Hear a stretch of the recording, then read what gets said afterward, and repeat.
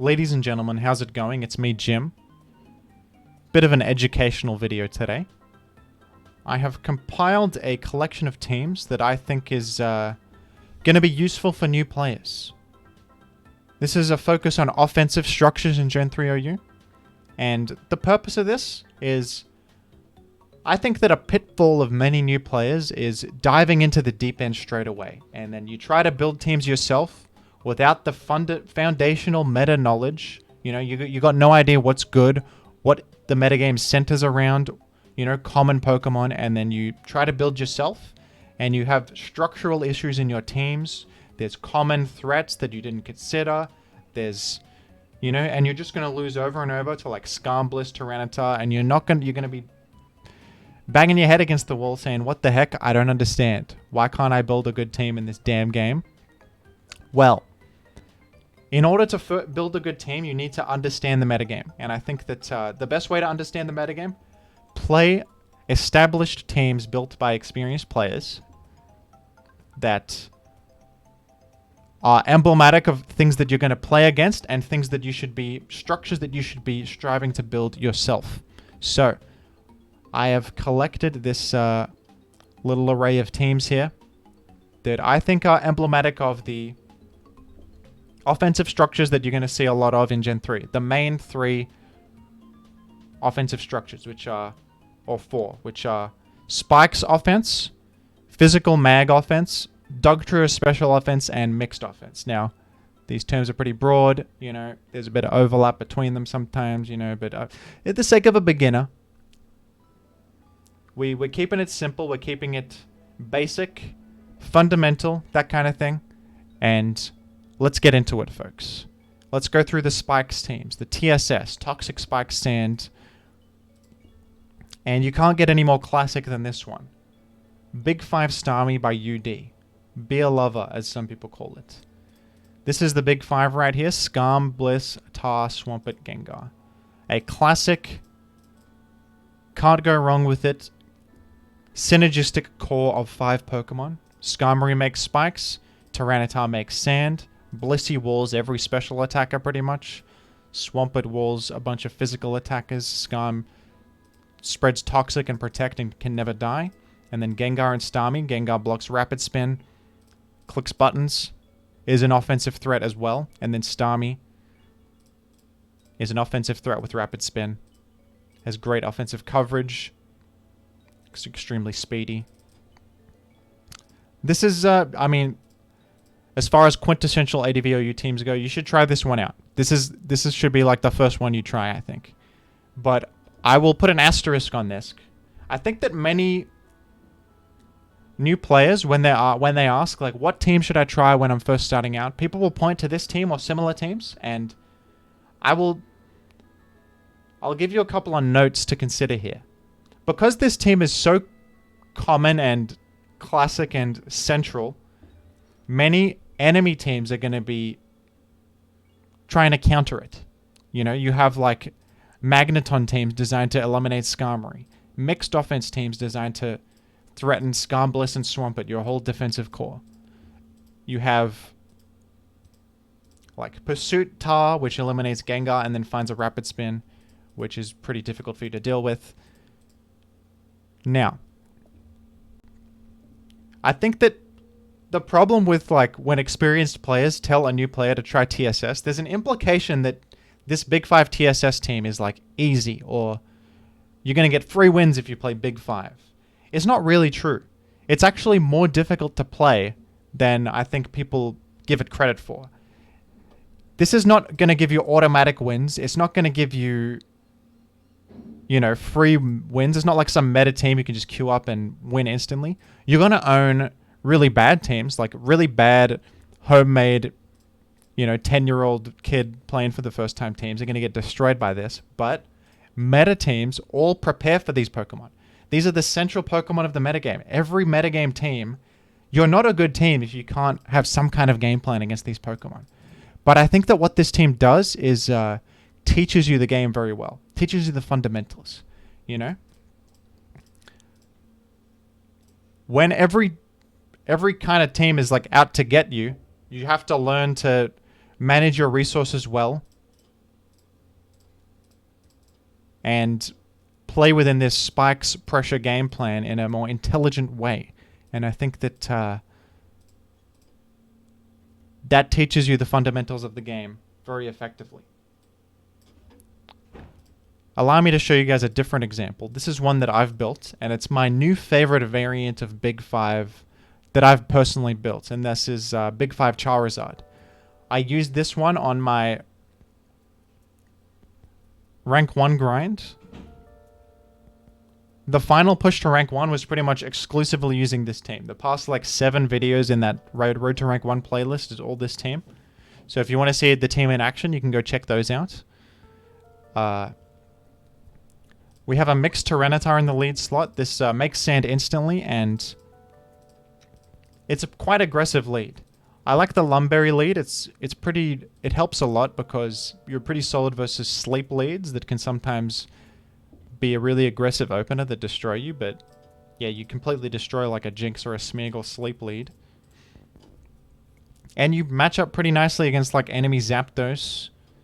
You force them out and you can start causing big damage with all your mixed coverage. You just threaten just about everything. Chip a bunch of enemy Pokemon, and then the rest of your team can clean up pretty effectively. I think that what makes this team nice is the Thunderbolt Blissey paired with the Charizard. Thunderbolt on Blissey makes you very solid versus enemy water types. You know, you see an enemy Milotic, an enemy Starmie, especially offensive Starmie. Something that can be difficult to deal with on TSS teams is offensive Starmie because it can threaten Gengar and it can rapid spin away the spikes. So that combination is hard to deal with when your whole game plan revolves around spin blocking. Starmie can threaten your spin blocker and remove your spikes. So it is a very good counter sometimes to the TSS game plan. But what's great about Thunderbolt Blissey, if they spend the turn rapid spinning, your Thunderbolt chips them, so it does like 70 damage to them, so they can't really come in again. They're basically dead after that. I think that Thunderbolt Blissey simplifies the game plan against Starmie in particular quite a lot. And Milotic can be annoying to deal with. Thunderbolt destroys that. Defensive variants of Starmie get pressured directly. You deal more than they can heal with Thunderbolt. And you hit enemy Skarmory. So this Blissey is honestly an offensive threat that is hard to deal with. Toxic will put an enemy Blissey on a clock, force them to switch out, and then as they switch out, they're going to take a huge Ice Beam or Thunderbolt on the way out as well. You can even click Toxic again, threaten something else coming in. Charizard is a great... It's like Moltres, but it's faster, and it has Beat Up or Focus Punch. You can run Focus Punch if you like. I like to run Beat Up. Beat Up's a bit of a weird move, but all you need to know is basically it doesn't consider EVs when it's dealing damage, and it deals damage for every ally on the team.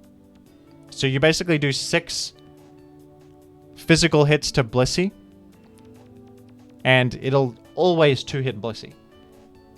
Sometimes it'll do about 70% to Blissey. It does a lot of damage to Blissey. So this Charizard can threaten Skarmory, Blissey, and Swampert in one. Dragon Claw is also great to often outrun and deal like 60-ish damage to Salamence. You deal damage to Flygon. Charizard just threatens a lot of things at once. It's a great mixed attacker. It's a great spikes abuser. And a sequence that I like is you make a spike and they go mag. They eliminate your Skarm, but then you get your Charizard in for free. There's a spike down. All of a sudden, you're threatening like their entire team. There's not a great defensive switch in against this thing sometimes. And then the things that destroy this are Bulky Waters. In comes the frickin' Thunderbolt Blissey to get even more offensive pressure going. Just threatening the Thunderbolt, the Toxic, the Ice Beam. We've got an offensive Gengar set on this one with Fire Punch.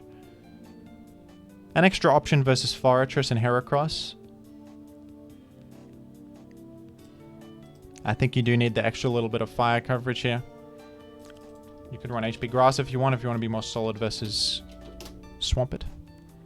And Explosion helps as well.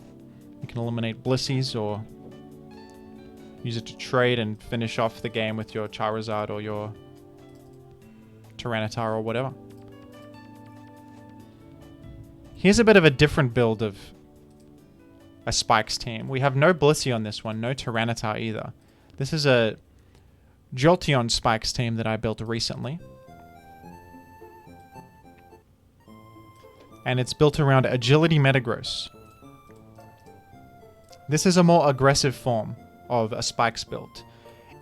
Aerodactyl is a Pokemon that is very common on Spikes build and is very powerful on Spikes builds because it outspeeds the entire metagame. It even outspeeds a Tyranitar that has Dragon Danced.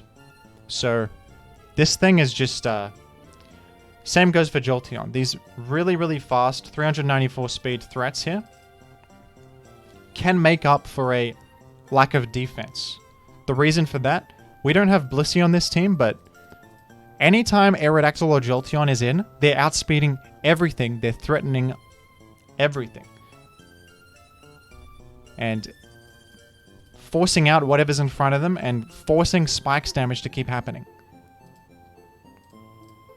And this is a fundamental idea that I think you need to understand when you're playing Gen 3 OU is the momentum that you get from something like Aerodactyl while you have Spikes down.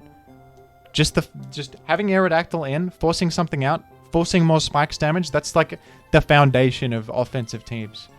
And I think that Jolteon plus offensive Swampert is another great combo. Because Jolteon has suffered a little bit in the recent metagame because of the rise of Claydol. Claydol really destroys Jolteon. It doesn't take very much damage from its HP Grass. It's completely immune to Spikes. It's immune to Thunderbolt. It's immune to Sand, and it directly threatens Jolteon with Earthquake. So it's really, really tough. But offensive Swampert helps a lot against Jolteon, against Claydol. This particular Swampert is speed invested to try and outrun Claydol, and Hydro Pump is a huge water hit that threatens it directly. And whenever this thing is in against Claydol, it is another offensive threat that is very tough to deal with, especially defensive teams built around Claydol get really, really owned by the offensive Swampert, I think, in the current metagame. You know, you get this Swampert in. What the heck can come in against this? Blissey is threatened by Earthquake and Focus Punch. Hydro Pump and Ice Beam cover like so many things. You know, even a defensive switch to Celebi isn't safe. You're hitting them with a huge Ice Beam if you make the prediction. So, yeah, offensive Swampert is really, really powerful. And on this team, I'm using a defensive Gengar spread. This is the spread from Smogon. There's a couple reasons that you want to use defensive or offensive Gengar on the team, but on this team, I like the defensive Gengar because it's a more aggressive team, and therefore we're more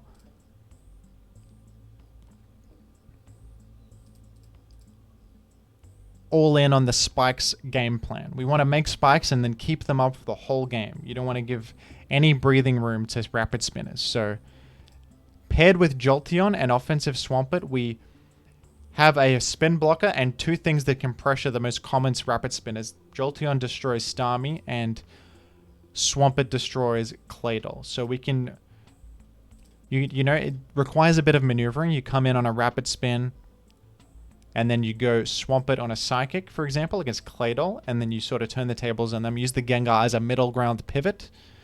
Even sacrificing Gengar to just get Swampert in can be a gambit that will win you the game. Because, you know, if you go Gengar, there's no way they can ever Rapid Spin. No matter what prediction they make, no matter what they do, you go Gengar against Claydol and then die and get Swampert in. That's a gambit you can do sometimes. Same applies for Starmie and Jolteon. Go Gengar against the Starmie, get the Jolteon in. That's quite an all-in gambit. You don't want to do that all the time, but it's just an example. So, yeah, the defensive spread, you can live like 2 Psychics from Claydol. You can live Psychic from Starmie. A lot of crucial hits. And you can live Pursuit from Pursuitar as you switch out. That's very important because then you stay on like 10% health after that, and you can get one last spin block in, which is very, very valuable in a team that's pretty much all in on the Spikes game plan. This is another variant of a Cloyster team. Pretty similar idea. This one doesn't have... This one's got a Protect Metagross rather than a... What do you call it? agility metagross, and it uses a Cloyster. Cloyster was one of my favorite spikers when I was a new player because it's a lot more straightforward to use than Starmie is. Starmie, because it's such a central Pokemon, everything is trying to threaten and kill Starmie, so it requires a bit more metagame knowledge to use effectively. It's like a resource. Starmie is a resource that you have to be intelligent when you use Starmie. Cloyster is more straightforward. Cloyster comes in against Swampert or Milotic or Suicune or a bulky water. It comes in, it makes its spikes. It's got rapid spin if it wants to. It's not really a reliable rapid spinner, but you can... Just having rapid spin is valuable. You can sometimes get a clutch rapid spin in. You know, Gengar is quite a good switch into Cloyster, so... Can be a bit dangerous, but... At the same time, Cloyster is a great Pokemon that baits in Gengar. You can surf it as it comes in or just make spikes. And then you just explode. Spikes, spin, explosion. Much simpler Pokemon to use than Starmie, and I think it's quite good because it's a really, really good switch in against Swampert. It can turn... Sometimes Swampert is really hard to deal with for TSS teams. You know, solid Swampert switch-ins include like Celebi, Gyarados, Pokemon that don't really fit on a TSS structure. But Cloyster is a spiker itself that makes you way more solid against Swampert, and it turns their Swampert into like something that you can farm for spikes. Every time they have their Swampert in, so, you know, and you've got the Aerodactyl and the Metagross, which invite in Swampert, and then you can get Cloyster in, and you can turn their Swampert into an opportunity to make your spikes. So, I think that that's the value of Cloyster. And we also have the similar Jolteon plus offensive Swampert idea. And this is I would say a more difficult team to use, but another really good offensive spikes user is Smeargle. Smeargle, if you don't know, can learn any possible move in the game, so you can run really overpowered combinations of moves like Spore, Spikes, Explosion, Will-O-Wisp, like 4 of the greatest moves in the game. You can just run whatever you want. So yeah, the combination of accurate sleep plus spikes is really, really powerful momentum. Smeargle is often a lead. You just lead with the Smeargle and Spore and create spikes instantly. It's like a really, really aggressive opener sometimes that can be really good. This particular team doesn't run Smeargle as a lead. It runs it in the back, and it's got a Zapdos lead. But you can get Smeargle in against an enemy defensive switch. Maybe you baton pass. They go to some defensive wall. You get the Smeargle in and you're threatening Spore and Spikes. An Explosion, you Will-O-Wisp something. You're basically trying to sleep something, make some spikes, and then explode, and then go all in with your offense. You've got a D-Dance Tar, an Aerodactyl. This is going to pressure This is a bit of a rock spam, you know? 2 offensive rock types. One of them will force in the Swampert. Swampert will take spikes, take a big double edge or something, and then the other rock type can go in and clean up the game. Once their singular rock check is really, really chipped, now it's like in range of an Aerodactyl double edge, all of a sudden they're in a lot of trouble. Spikes are down, Aerodactyl's threatening everything, their Swampert's dead. You know, this is a classic offensive structure. And I love the Endeavor Pert as well here. This is a bit of an advanced set to use, slightly, but it's kind of easy once you get to understand it. Basically, the Swampert can sub repeatedly down to 1 health, and then use Endeavor to put the enemy on 1 health, and then it'll eat its Salackberry to become faster. And then you Endeavor, and then you can hit them with Ice Beam, Hydro Pump. It's a really, really, really aggressive version of Swampert that is trade-based, you know? You've got like Explosion here, and Endeavor. So this team really, really wants to trade down with the enemy and then clean up with the Aerodactyl and the Tyranitar. That's the game plan here. Very aggressive style. Like, I would describe this as Hyper Offense. So if you want to try a Hyper Offense team, I think this is a good example of it. A little bit more difficult to use than the other examples because there's no defensive switches here. It's all in. There's not even a Gengar. It's like straight up offense, but if you want more of a challenge, you can try this one out. And this is something you might face yourself, so it's good to understand the archetype a little bit. And that's all for the Spikes teams. I've got quite a few different ones here. Now, I've only got 2 examples of Magneton Offense. I think that compared to Spikes, Magneton Offense is a lot easier, but it's not as good to play as an absolute beginner. So I would suggest playing Spikes teams, those teams I just mentioned, if you're an absolute beginner. Because they teach you the fundamentals, they teach you important things like resource management, momentum, offense, and the value of spikes and sand. Those are like really, really important things you have to understand. This is more of like a anti-meta team. This is trying to kill the Starmie and then go in with like Pokemon that hate Starmie. Like Celebi and Metagross and Salamence. That being said, it's a lot easier than Spikes teams because the game plan is a lot more straightforward. Magneton comes in against Starmie, kills it with Thunderbolt, and then you Dragon Dance up with your Salamence, you Leech Seed stuff with your Celebi. You got a Tyranitar, you got a Metagross.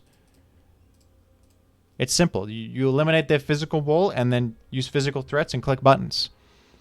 It's not like that easy. There's a bit of nuance to it at times. You can struggle against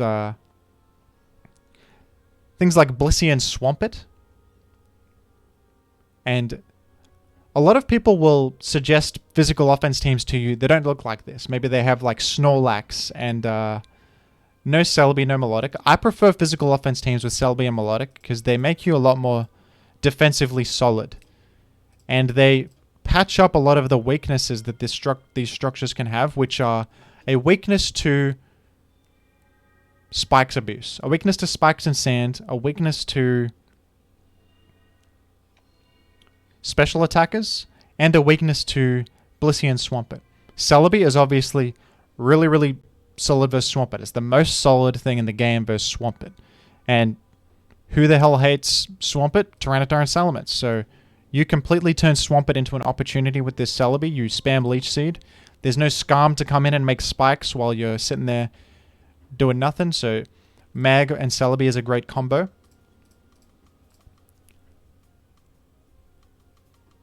I also think Milotic helps a lot. It's got very good defensive synergy with Celebi. It patches up the weakness to fire types. And it's a good Salamence check with the Ice Beam. And I also like Mirror Coat. This is a strange niche pick. This is my favorite Magneton build that I've built recently. I built this one in a Team Doctor. You can check it out. I did modify the Celebi set though. Anyway, what I like about Mirror Coat, it lets you trade against one special attacker, which really, really helps out your Celebi. So for example, you're up against a Gengar with the Milotic. They Thunderbolt you. You Mirror Coat. You've just taken out a very, very important threat. And that can be worth it in a lot of games. Gengar and Starmie will a lot of the time click Thunderbolt against you, and you can turn that into a opportunity to take out a threat that is really hard for you to deal with. The problem with Celebi as a sole special wall sometimes is a weakness to ice. So Pokemon like Gengar and Starmie, especially when they have spikes up, can be a problem. But I think Milotic with Mirror Coat helps a little bit in that situation.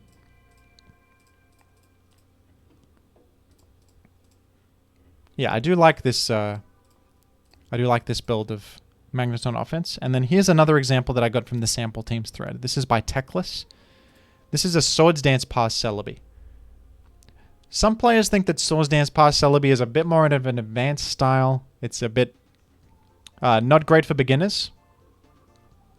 But me personally, when I was a beginner, Swords Dance past Celebi made a lot of sense to me. It was a very straightforward method of applying offense. You Swords Dance past to Gyarados and click Dragon Dance and then kill everything. You eliminate Scarm. Swords Dance past to something with big attack and then click buttons. It's pretty straightforward in my opinion. The thing that can be rough about it is that when you have like Mag, Celebi, and a bunch of physical threats, it's pretty obvious that you are likely to be Swords Dance past. So they're going to be a intelligent player will play around it. They'll go to like a raw user like Moltres or Zapdos or something. But what's great about this particular Celebi is the fact that it has HP Rock, which is really good against Moltres and Zapdos, which are common switch-ins that try to roar you out. You just hit them with this super effective attack, and yeah, I really like rock coverage on the Celebi. Not much to say about this one. It's pretty straightforward. Another Milotic Celebi example. There are other examples of physical offense. These are definitely not like the most classic examples. Many classic examples use Snorlax, but to be honest, I don't love Snorlax-based Mag offense teams. I think that they have a lot of problems. I think that they get a little bit too pressured by TSS. Even if you do eliminate their Scarm, even just one spike plus permanent sand is often too much for Snorlax to deal with, and you lean on the Snorlax a bit too much as a special wall. You know, this is a classic problem a lot of physical offense teams have, but I think you are way more solid when you run Celebi and Milotic. Now moving on to special offense teams. These teams have a bulky Dugtrio set which can actually survive a Blissey Ice Beam, and let me talk about, this is a slightly different Dug, so let me talk about this one. This is a team I've built. This is a very, very bulky Dug spread with 100 speed FEVs, 40 health EVs that actually lives Blissey Ice Beam. And with Beat Up or even Earthquake, you can 2-hit and kill Blissey, live the Ice Beam. So this is a way to specifically eliminate Blissey, which allows special attackers to thrive. You know, Blissey is the main special wall. These guys hate Blissey. This Dug takes out Blissey.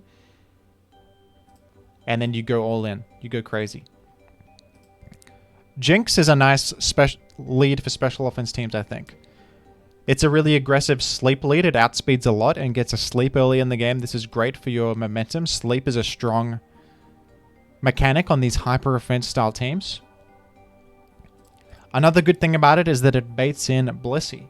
So a plan that you can use is bait in Blissey, sleep something, they go Blissey, and then you die on purpose on the Jynx. When you die, you can get your Dug in very, very safely and then eliminate it with Earthquake and Beat Up. Or just Earthquake in that case. Another route you can go is the Zap Dug. Go Zap, they are forced to go Blissey, you bat and pass, get Dug in.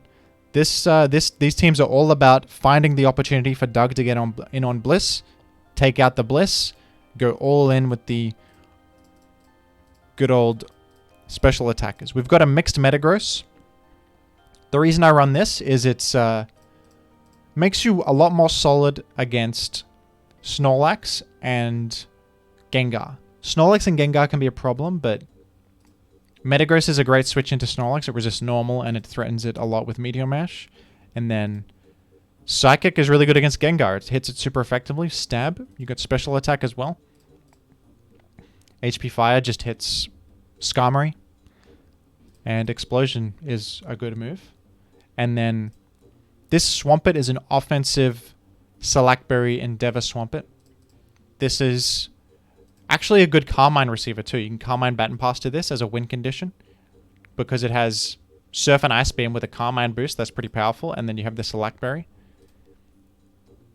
Endeavor, it's similar to that Hyper Offense Smeargle team, but instead of Smeargle being the main offensive engine of the team, it's Dugtrio. Dugtrio eliminates their Bliss, and then you go super all in with these trade-based Pokemon and these just explosive offensive threats like Jynx, Celebi, and Zapdos. This is another team that I saw in the sample team thread that I think is a pretty good example of a special offense team. This team is a little bit different because this Dug is not that specially bulky, not as bulky as my one, but it has more speed. I think that the plan with this team is to use a Carmine Pokemon to bait in Blissey and then deal chip damage to it. Deal chip damage to the Blissey and die in the process and then get Dug in. Once you get Dug in, they're chipped enough that you can Earthquake them and finish them off. And once you do that, the rest of your Carmine users, you've got 3 other Carmine users. And these guys are all weak to Dugtrio. Raikou, Celebi, and Jirachi are all weak to Dugtrio. So Porygon 2 counter traps their Dugtrio. It traces their Arena Trap. If Dugtrio eliminates one of these, Porygon 2 comes in and traps Dugtrio and kills it with Ice Beam. After that, these 3 CM users, or whichever ones remain, don't have to worry about Dugtrio anymore. They just go in with the Carmines and click buttons and win. I would say this is not as easy as Mag Offense, because Mag is an easier trapper to use. It just goes straight into Skarm. It's not actually directly threatened by Skarm itself. So trapping Skarm is way easier. Trapping Bliss is a little bit harder. You have to maneuver into it. Maybe sacrifice a Pokemon, bit of Gambits involved, or Baton Passes, or even double switches involved to get your Dug in against Blissey. But once you do get Dug in on Blissey, you go crazy with your offensive threats. And that's the fundamental idea these are built around. And last but not least, we've got Mixed Offense, which is probably the hardest archetype to play here. It requires a lot more player skill. You have to make a lot more predictions, and it's a lot... it kind of goes against the fundamentals of the format in a way. You're not using trappers, and you're not using spikes. You're using mixed threats. And that's a harder idea to use. It's like... you can theoretically threaten a lot of Pokemon at the same time with these Pokemon, like Charizard and Breloom and Zapdos and Metagross. And also stuff like Salamence and Tyranitar are Pokemon that can threaten a large amount of the metagame on their own, but it requires a little bit more metagame knowledge, a bit more skill to use. This is a slightly outdated team these days, but I think it's worth including. This is the most famous mixed offense team, I think. This is Undisputed's Charizard Breloom offense, which is actually the team that pushed Charizard and Breloom into the forefront of the metagame and showed people that they're actually quite good. They've been used in the past, but I think this team really put a big spotlight on them. BKC has a video on this team, which I'll link in the description. It's a good video. Check it out. Yeah, the idea of this team is simple enough, but hard to execute on. You have a lot of mixed threats. You got Breloom, which, once again, sleep is a very powerful mechanic on hyper offensive teams. You have this Metagross, which helps out against Snorlax and Gengar in a similar way that it is on that previous team I showed. This is quite a weird Snorlax set. We've got the counter Focus Punch. A very reactive Snorlax. Counter can... you can kind of 1v1 Tyranitar with this, but it's a bit hard to use because you can Focus Punch them on Dragon Dance and you can counter them on them using a physical attack. So you can theoretically counteract anything that Tyranitar can do to you, but it requires a bit of prediction. Shadow Ball is great against Gengar, obviously, and Focus Punch is also good on these kinds of teams.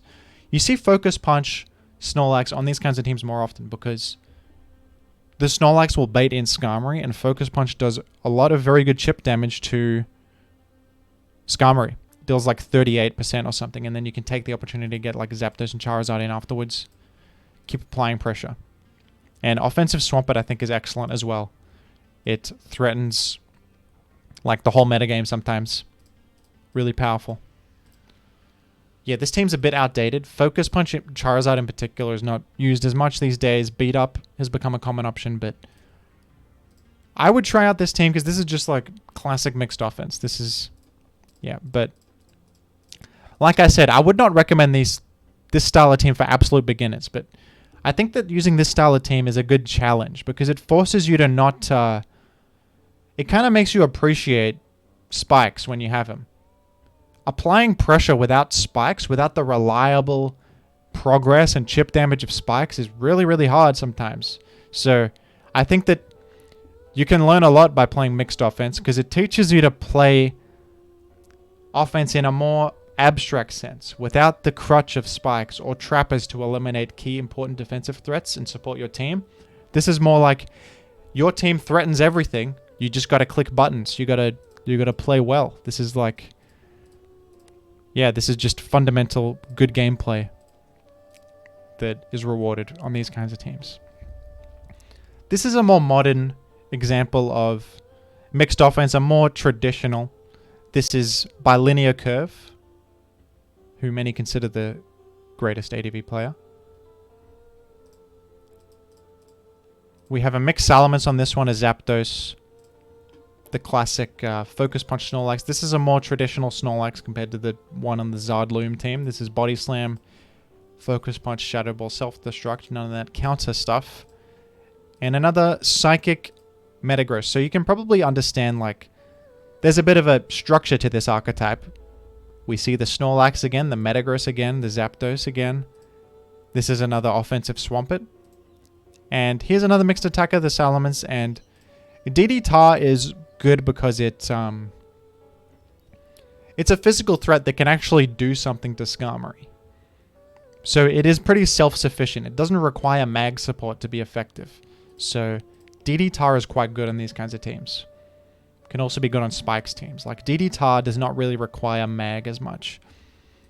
And the teammates can take out Swampert for you, which is the other thing you hate. You know, you can... Salamence can get a nice hit in on Swampert, or Snorlax can maybe self-destruct on it, something like that. Anyway, this is my own version of mixed offense. I've got a mixed Tyranitar, the Zapdos, and I'm using a Charizard with a more modern set. HP Ice, Beat Up, and Toxic. The logic behind this set is Salamence is very often baited by Charizard because the classic coverage on Charizard is Fire Grass, so you outspeed and lure them in and then kill them with HP Ice. I think that is quite valuable. And then Toxic makes up a little bit for the lack of HP Grass.